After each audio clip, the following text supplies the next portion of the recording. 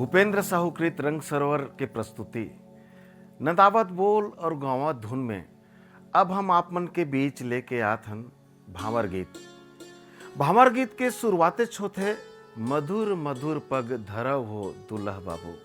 मधुर शब्द से माने ऐसे लागते कि ये गीत के बोल मन के संग ये भाव सोचे गए है कि आज ये भावर के संग दुल्हा और दुल्हिन के जिन कदम एक संग्रह चलत हवे, चाहे दुल्हा के पारी आए तब चाहे दुल्हिन के पारी आए तब, कि कदम ऐसे रखो कि तुम्हार चले ले तुम्हार संग चलैया ला लड़खड़ाए के ओसरी झन मिले।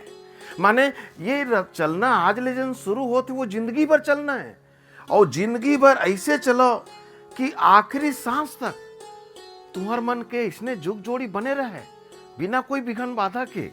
तुम मन इसने चलते रहो। कति सुंदर भाव है। और ये गीत और संगीत आप मन के बीच में जिन रखत हन, इमे हमला सहयोग मिले है।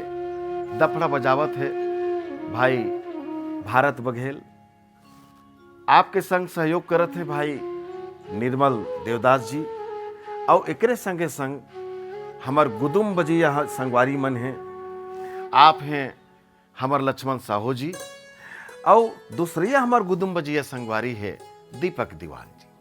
तो इकर मन के सहयोग ले रंग सरोवर के प्रस्तुति में आओ एक बार फिर जुड़थन नंदावत बोल और गाँवत धुन के साथ।